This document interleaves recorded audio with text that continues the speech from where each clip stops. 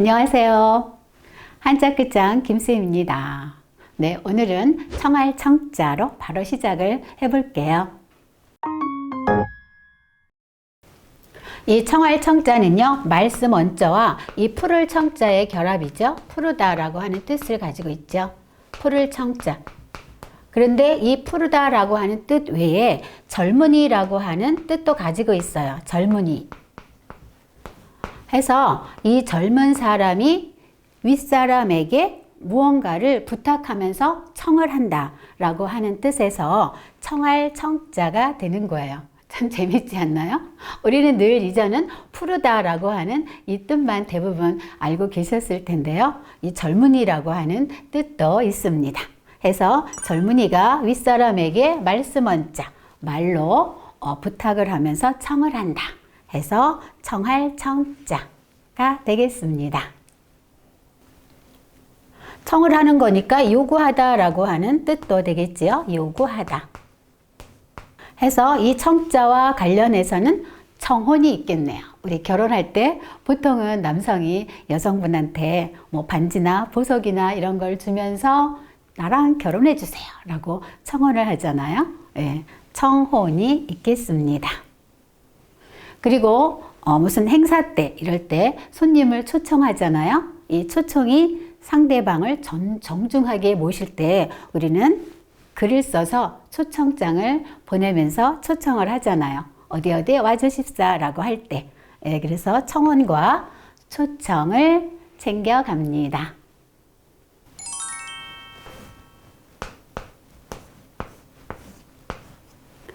다음으로 살펴볼 한자는요, 쾌할 쾌자가 되겠습니다. 얘는 이 마음심자의 변형과 이것을 우리는 깍지결이라고 하죠. 깍지결. 이 깍지결은 이 활을 딱 당기면서 이 손가락에 끼는 기구가 있는데 우리는 그것을 깍지라고 합니다. 그거를 나타내는 게 이 깍지 결자가 그 모양을 본뜬 거고요. 또 터놓다라고 하는 터놓을 쾌자도 돼요. 터놓을 쾌. 뭔가 마음속에 근심과 걱정이 있을 때 확 터놓으면 마음이 좀 후련하지 않습니까? 그래서 이 터놓다라고 하는 쾌고 그것은 이 활을 딱 당겼다가 확 놓으면 이게 활이 확 쏠려서 밖으로 나가잖아요. 그런 뜻에서 탁 터놓는다고 해서 이 터놓을 쾌자예요. 해서 이 마음심자가 있는데요. 이 마음이 괴롭고 힘들 때 내가 이 마음속에 있는 근심과 걱정을 누군가에게 막 이야기해서 확 터놓으면 어떻게 해요? 마음이 후련하고 또 상쾌하고 쾌하겠죠? 그래서 얘가 쾌할 쾌자예요. 해서 이 쾌자와 관련해서도 상쾌라고 하는 게 있습니다. 우리가 아침에 일어나면 그 시원한 공기를 마시면 상쾌한 기분도 있지만 속에 진짜 이 돌덩이 같은 무거운 것을 탁 내려놓거나 밖으로 내뱉으면 그것도 또한 상쾌한 것이 아니겠습니까? 해서 쾌할 쾌자를 알아봤고요. 또 제가 가끔씩 그러잖아요. 이 한자는 상쾌, 명쾌, 통쾌하게 알려드립니다 라고 했을 때 그 쾌자가 되겠습니다. 해서 상쾌, 명쾌, 통쾌도 함께 가져가실게요. 다음으로 우리가 살펴볼 한자는요, 벗을 탈자가 되겠는데요. 이 탈자는 이것을 우리는 달월자처럼 보이지만 육달월이 되겠죠. 육달월. 우리의 몸을 가리키죠. 그 다음에 이쪽에 있는 것을 우리는 기쁘다라고 하는 뜻을 가진 기쁠 태와 그리고 또 무엇을 바꾼다라고 하는 바꿀 태자예요. 해서 얘는 입을 방실방실 거리면서 기뻐서 웃는다 라고 하는 뜻을 가지고 있겠죠. 여기에 이제 이 육달월이 결합이 돼서 우리의 어떤 그 육체적인 속박에서 벗어나 기뻐서 크게 웃는다 라고 하는 뜻을 가지고 있습니다. 그리고요, 여기 이제 바꾸다 라고 하는 의미가 가지고 있었죠. 바꿀 태자. 얘는 곤충이나 이런 것들이 자기 몸에 허물을 벗으면서 뭔가 새롭게 태어나잖아요. 자기 몸의 형태를 바꾼다라고 하는 그런 의미에서 벗을 탈자의 뜻도 되겠습니다. 여기에 이 육달월은 자기의 몸을 말하는 거예요. 몸의 형태가 바꾸는 거겠죠? 대표적인 게 뭐가 있을까요? 아, 뱀도 있겠네요. 뱀이 있고, 또 그, 물속에 사는 그 껍질을 가진 거 있죠. 개나 새우나 이런 애들도 허물을 벗으면서 커지잖아요. 그런 걸 생각하시면서 벗을 탈자를 가져가시고요. 이 탈자와 관련해서는요, 탈출이 있겠고, 또는 같은 의미로 이탈이 있겠습니다. 그리고 여기에서는요, 이렇게 8팔자로 쓰기도 하고, 또 이렇게 뒤집어진 8팔을 쓰기도 하죠. 이렇게요. 이렇게 쓰셔도 되고, 이렇게 쓰셔도 되겠습니다. 다음으로 알아볼 한자는 붓필자가 되겠습니다. 얘를 살펴보면요, 이 대나무 죽자의 요 아래 글자를 우리는 분율이라고 해요. 왜 그런가 살펴볼게요. 얘는 이렇게 손이 되어 있죠. 이 손에 이렇게 붓을 든 거예요. 붓이 이렇게 있겠죠. 예, 붓을 들고는 글을 써야 되잖아요. 그래서 한일 두이 이렇게 쓰는 거예요. 그래서 얘가 붓을 가리키는 분율자였었죠. 분율. 그런데 이 붓의 이 재료가 대나무잖아요. 대나무로 만들어서 이 대나무의 뜻이 담긴 대나무 죽자가 결합이 돼서 붓필자가 됐습니다. 그리고 요 자와 또 관련해서 요 분율자와 관련해서 우리가 같이 연결되어 있는 거 또 아주 재밌게 알아봐야 되겠죠. 이런 자가 있죠.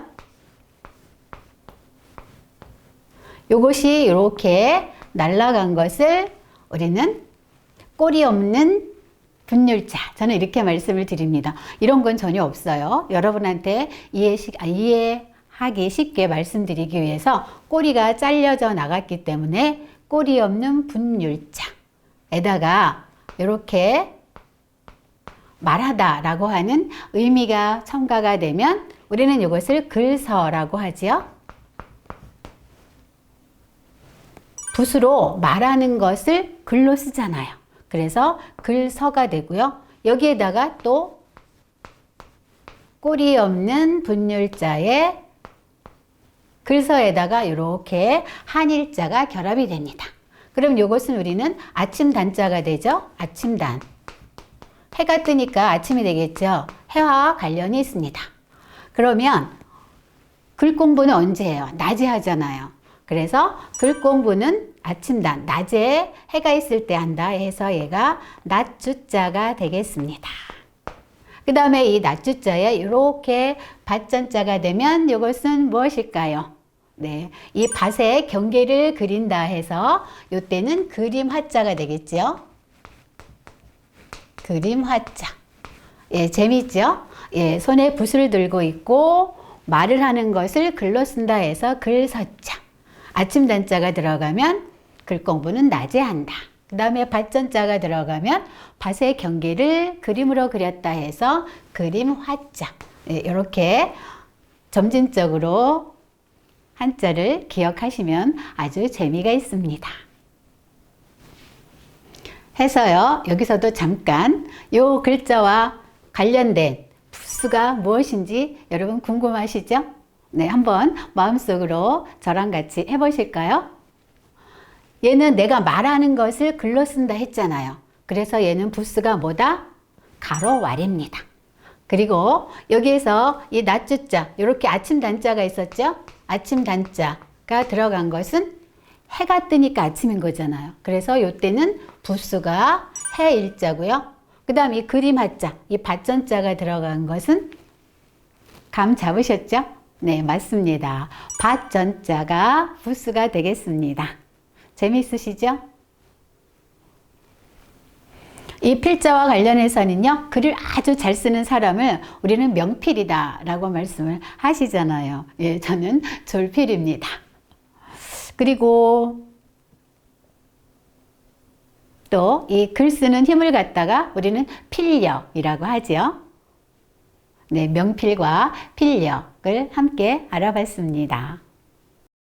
다음으로 살펴볼 한자는요, 부를 호자가 되겠습니다.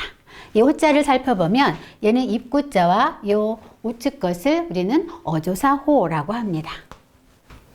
여기에서 이 어조사 호라고 하는 것은 우리가 나중에 문장을 배우시겠지만 문장 뒤에 와서 뭐 의문문을 만들기도 하고 또는 감탄문을 만들기도 합니다. 그래서 의문문일 때는 뭐뭐 하느냐, 뭐뭐 하지, 뭐뭐 하겠지 라고 하고, 또 감탄문일 때는 뭐 이런 식으로 우리가 감탄을 나타낼 때, 이럴 때 쓰이는 이 호자가 바로 이 어조사 호인데요. 여기에서는 이 부를 호자에서는 여기에서 이 호는 우리가 도끼로 나무를 찍었을 때 그 소리가 울려 퍼진다 라고 하는 뜻을 가지고 있습니다. 그래서 여기에 입구자가 결합이 돼서 이 말의 소리가 넓게 퍼진다 라고 하는 뜻을 가지고 있고요. 또 그런 의미로 입구자가 들어감으로 인해서 누군가를 크게 부르다 라고 하는 뜻도 함께 가지고 있습니다. 그래서 얘가 부르다 라고 하는 부를 호자가 됩니다. 또 여기에는요, 숨 쉬는 거하고도 관련이 있어요. 그래서 숨을 후 하고 이렇게 내쉴 때, 그래서 숨을 내쉰다 라고 할 때 우리가 왜 호흡한다고 하죠? 예, 그럴 때 그 호흡의 호자가 이 부를 호자를 씁니다. 숨을 후 하고 내쉰다는 그런 뜻이 되겠습니다. 이 호자와 관련해서는 우리가 누군가를 부를 때 호출한다고 하죠. 그 호출과 방금 제가 말씀드렸지요. 호흡이 있겠습니다. 한자 끝장 김쌤은 여기까지고요. 저와 함께 끝까지 시청해 주셔서 감사드립니다. 다음 주에 뵐 때까지 여러분 건강하세요. 안녕.